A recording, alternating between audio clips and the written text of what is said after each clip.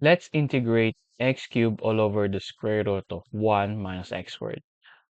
In this case, you probably think that U substitution is useful.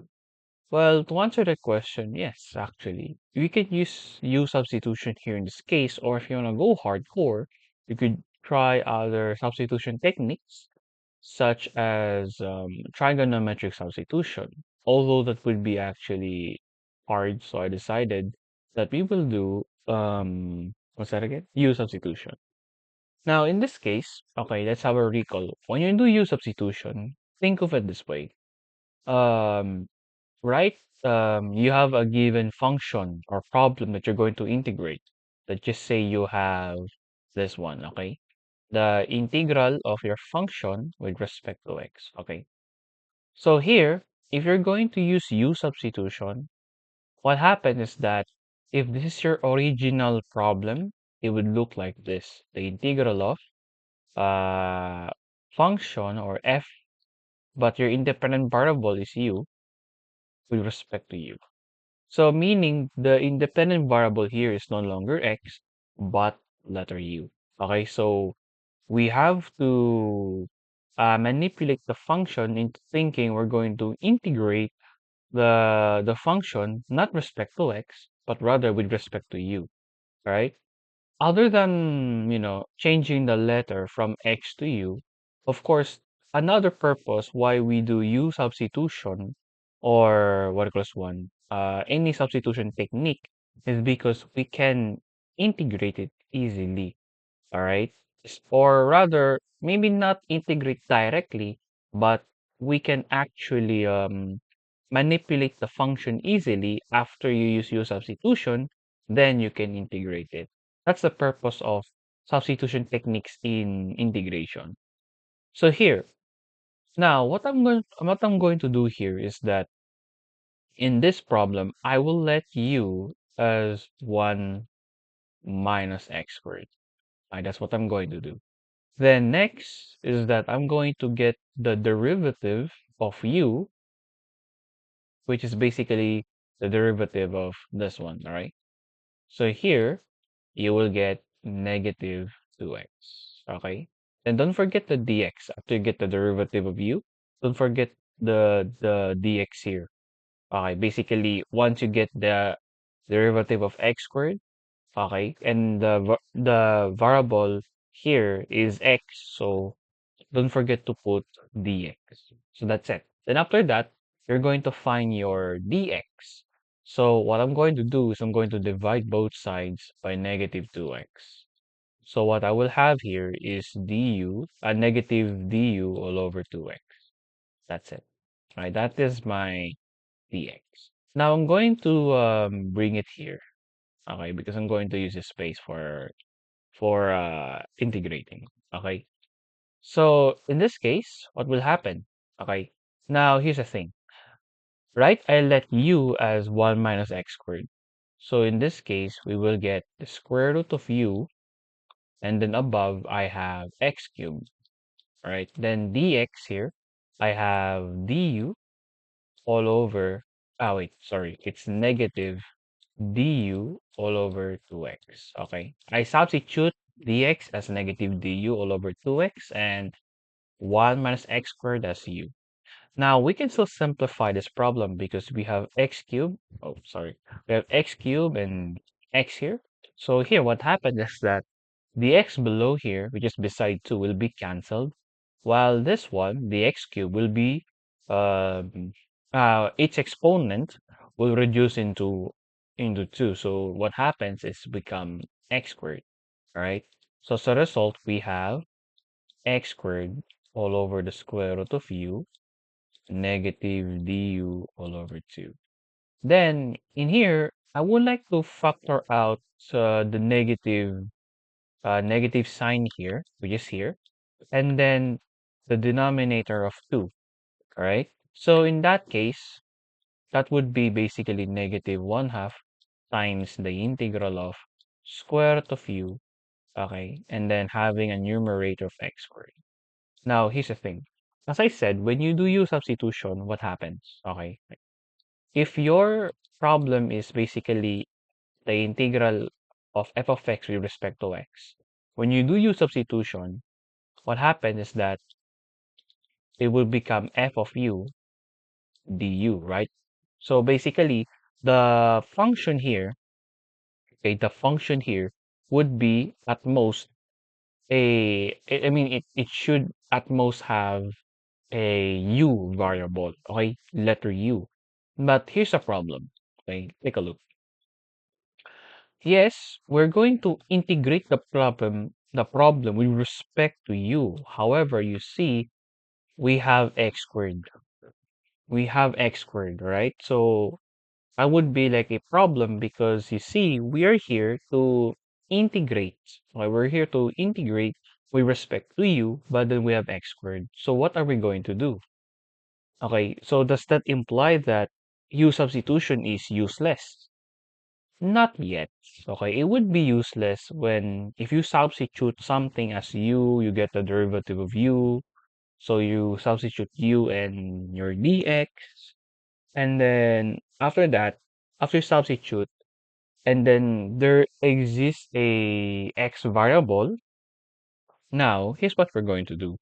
We're going to go back to what we used as our u. We use u for 1 minus x squared, right? Let's use that again. U is equal to 1 minus x squared. So here's what I'm going to do.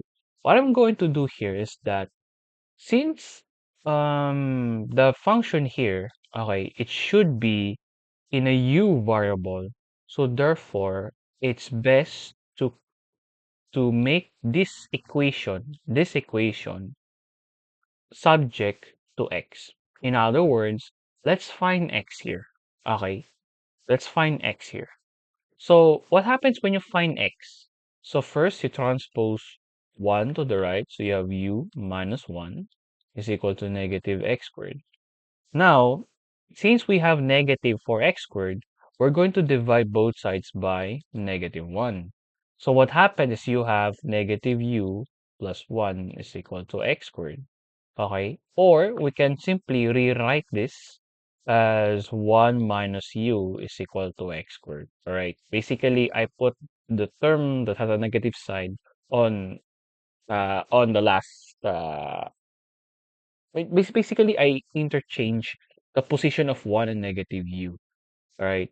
Because I would rather have a negative term on the right side and a positive term on the left side. Then, finally, for me to find my x, I will square root both sides so that I can cancel out the squared here, okay? Because if you square root a squared, the squared will cancel out. So what's left is you have x is equal to the square root of 1 minus u. Now take a look.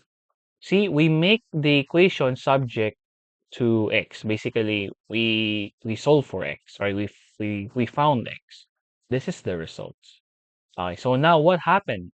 Now we can substitute x as square root of 1 minus u. So as a result, you have negative 1 times the integral of the square root of 1 minus u squared all over the square root of u. So in this case, look what we did, okay? We use this equation, we manipulate it, we manipulate it by finding x, okay? And now look what happened. You see, we have u variable. That's already good, okay? Now, in this case, what are we going to do? We simplify, okay? So here, it says here that we have squared of square root. So just like what I did here, on finding dx, once I square root x squared, what happens is that there would be no squared, only x. Here, similarly, if you have square root inside and squared outside, what happens? They cancel, okay? Meaning there would be no square root once you put squared. So as a result, you have 1 minus u all over square root of u. Okay? Now, here, we can integrate them by, what was one? By, what do you call it? What's the right way to say it? Yeah, we can integrate this one but we have to, what equals 1? Think of it this way, right? This is in fraction, right? This is in fraction. If I have A plus B all over C, this is just the same as A all over C plus B all over C. Basically, I will decompose this whole fraction into two because there are two terms involved, all right? And each of the term will have a denominator, which is basically the whole denominator for the whole fraction, right? So that is what I'm going to do here. So instead of having, 1 minus u all over square root of u, I will have 1 all over square root of u minus u all over square root of u. That's it. Right? That is what I'm going to do. All right. Now, if you're asking me why, okay, let's say for that later, and let's Marcos one. Let's continue simplifying this problem, or maybe manipulate this problem. Here, you see we have square root of u. Square root of u is just the same as u raised to 1/2. So you have 1 all over u raised to 1/2. Okay? Here you have u, and then here square root of u is just the same as u raised to 1/2. That's it. Then, here's the next part.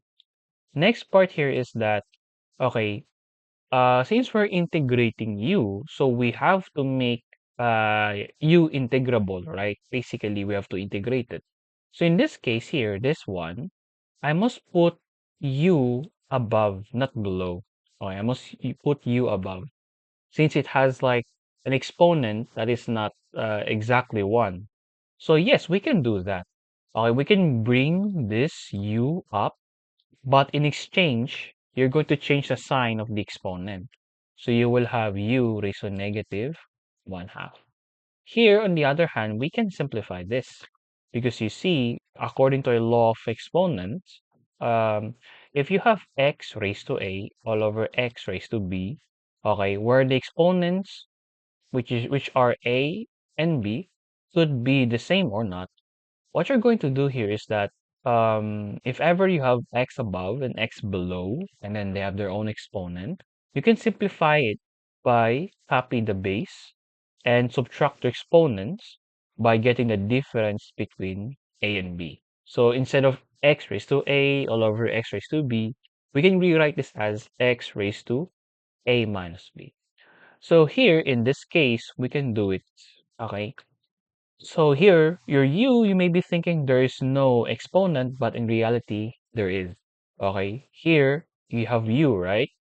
Here, this is just the same as u raised to 1. Okay, that's, if you may be thinking there's no exponent here given, in reality, there is. Okay, it's just that it's invisible, which is 1. So you will have u raised to 1 minus 1/2. All right. So let me now simplify the term on on the right part. So 1 minus 1/2 is already 1. Then we can now integrate the problem easily. Okay. Now here you see, right, they have exponents here. So of course, if there would be like exponents or anything that's involved powers, there you're going to use a, what's that again? Um, Power rule of integration. Okay? So basically, okay, if you have x raised to n, where n is your exponent, but your n is not equal to negative 1, then the integral for this problem would be x raised to n plus 1 all over n plus 1 plus c. Okay, you will only do this if you have a variable that has an exponent. So here, in this case, we will do the same thing for the two terms here because they have exponent. So we will apply power rule of integration. Okay, so here you will have u raised to negative 1/2 plus 1 all over negative 1/2 plus 1 minus u raised to 1/2 plus 1 all over 1/2 plus 1, I then plus c. Then let's simplify them. So you will have u raised to negative 1 half plus 1 is 1 half. Negative 1 half plus 1, it's still 1 half. Minus here, 1 half plus 1, that's basically 3 halves. All over 3 halves plus c. Okay, then we can simplify this further. This would become 2u raised to 1 half minus 2 all over 3 u raised to 3 halves. Okay, if you're asking me how did I got this, um, basically if you have a very complicated fraction, like for instance, you have a all over b all over c all over d. Okay, if you have this type of fraction, like there is at least one of the fractions exists in a given fraction. All you need to do is simple. First, you just copy the numerator. So the numerator here is a all over b. So a all over b times the denominator, but the positions are switched. So instead of c all over d, you will get d all over c. Okay? So let's relate it here. Right? I have u raised to 1 half all over 1 half. So what to do is just copy the numerator. So you will have u raised to 1 half times the denominator, but the positions are switched. So instead of 1 half, you have 2 all over 1, or just simply as 2. That's it. Then you multiply together, you will get 2u raised to 1 half. Okay? Now that's also what I did here. All right? Now, it seems like we've already simplified it, but we're not done yet because remember, your u is what? Your u is 1 minus x squared. Okay? So what we substitute it, we're going to bring it back.